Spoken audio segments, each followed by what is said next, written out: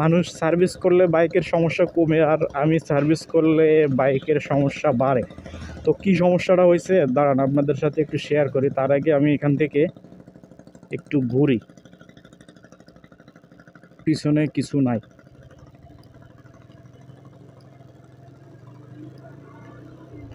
তো কি সমস্যাটা হয়েছে সেটা আমি আপনাদেরকে বলি। সেটা হচ্ছে সব কিছু ঠিক ছিল, শুধু এই যে সামনের ব্রেকটা একটু কম কাজ করতো, আর আর তেমন কোনো সমস্যা নাই। তবে একটু সমস্যা ছিল, সেটা হচ্ছে বাইক যদি একটু বেশি কাত হইতো তাহলে কার্বোরেটরের যে ওভারফ্লো পাইপটা থেকে হালকা কিছু তেল বের হইতো।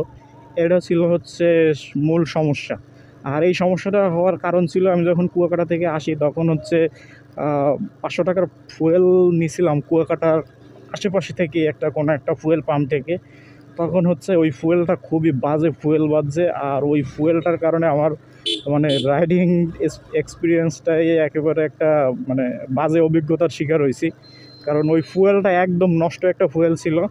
অ্যান্ড ওই ফুয়েলটা ভরার পর থেকে হচ্ছে আমি খেয়াল করে দেখলাম যে কার্বোরেটর ওভারফ্লো পাইপ থেকে হালকা হালকা তেল মাঝে মাঝে বের হয়। তো যাই হোক, সমস্যা হচ্ছে এই যে এই ব্রেকটা নিয়ে, এই ব্রেকটা মোটামুটি কম কাজ করতো বলতে এই ব্রেকটা চাপ দিলে বাইকটা প্রপার জায়গায় থামতো না। তো এটা যখন শোরুমে আমি দেখাই, ওরা খুলে টুলে বলতেছে এটার মধ্যে কি তেল, হ্যাঁ ব্রেক ফ্লুইডটা চেঞ্জ করতে হবে। তো আমি তাদেরকে ব্রেক ফ্লুইড কিনে দিই, অ্যান্ড ওই ব্রেক ফ্লুইডটা ভরার পরে তারপরে ব্রেক শুগুলা ওটারে কি বলে ঘষা তারপরে ব্রেক শুগুলো আবার নতুন করে লাগাই দিল। কিন্তু সমস্যাটা এখান থেকেই শুরু। সমস্যাটা হচ্ছে এই ব্রেক চাপ দিলে অটোমেটিক চাকা লক হয়ে থাকতো, চাকা খুবই জ্যাম করতো। অ্যান্ড এই সমস্যাটা আমার ব্যাপক পরিমাণে ভোগান্তিতে ফেলছে। তো এই কোনোভাবে হচ্ছে এই যে এটা যে ফ্রি পেলে থাকে, এই যে একটা ফ্রি পেলে, এই ফ্রি পেলেটা কোনোভাবেই সে অ্যাডজাস্ট করতে পারতেছিল না।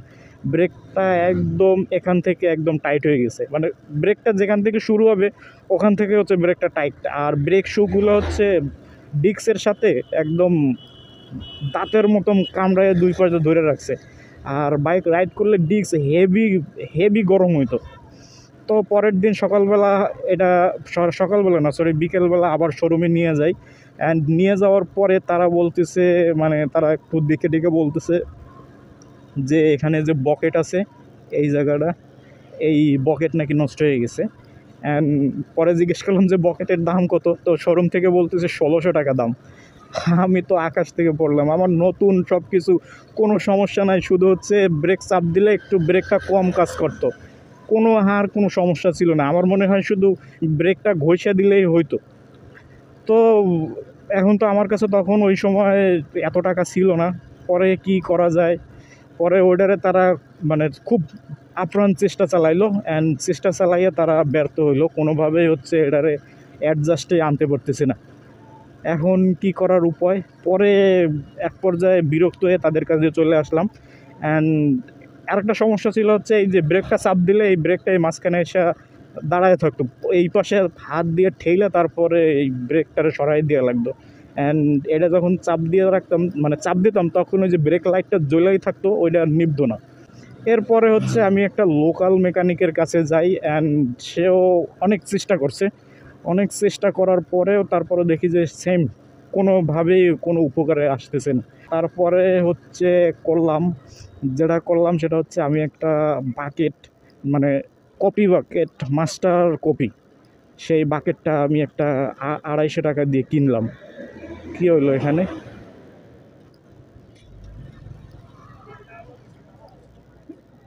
জটলা কিসের?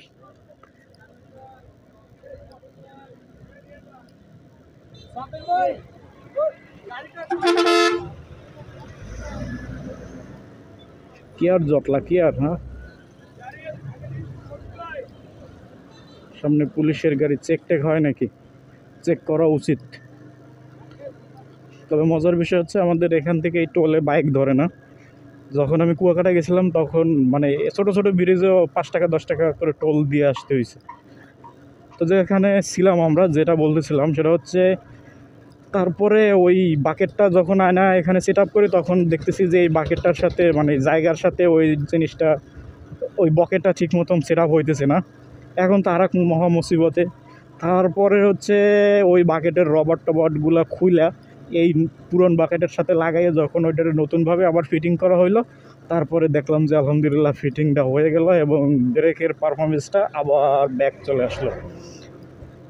এরপরে থেকে আস্তে আস্তে আলহামদুলিল্লাহ চাকাটা কিছুটা জ্যাম ছিল, পরে আস্তে আস্তে মানে কয়েকশো কিলোমিটার রাইড করার পরে আলহামদুলিল্লাহ এখন চাকাটা যথেষ্ট ইজি। তারপরেও যে একদম সম্পূর্ণ যে ইজি ব্যাপারটা তা না, তবে আলহামদুলিল্লাহ অনেক ইজি হয়ে গেছে এখন। আর এটা হচ্ছে যে আমি এই যে ব্রেক ফ্লুইড অয়েল চেঞ্জ করতে যেয়ে এই মারাটা খাইছি আমি শোরুম থেকে, অ্যান্ড আমার এটার পিছনে বেশ কিছু টাকাও নষ্ট হয়েছে। এটা হচ্ছে অবস্থা। এছাড়া ঠিকঠাকই ছিল, তবে ফ্রি, আমার মনে হয় শোরুম থেকে ফ্রি সার্ভিস ছিল, এই কারণে তারা আমাকে একটা মারা দিয়ে দিছে। কি বলবো, হইলেও হইতে পারে। অ্যান্ড আমার এখানে ব্যথা করতেছে এই জায়গাটা ব্যথা করার কারণটা হচ্ছে আমি গতকালকে ক্রিকেট খেলছিলাম, যখন ব্যাটিং করতেছিলাম তখন হচ্ছে হাতে একটা রগে টান লাগে, যার কারণে মোটামুটি ভালোই ব্যথা করতেছে। এখন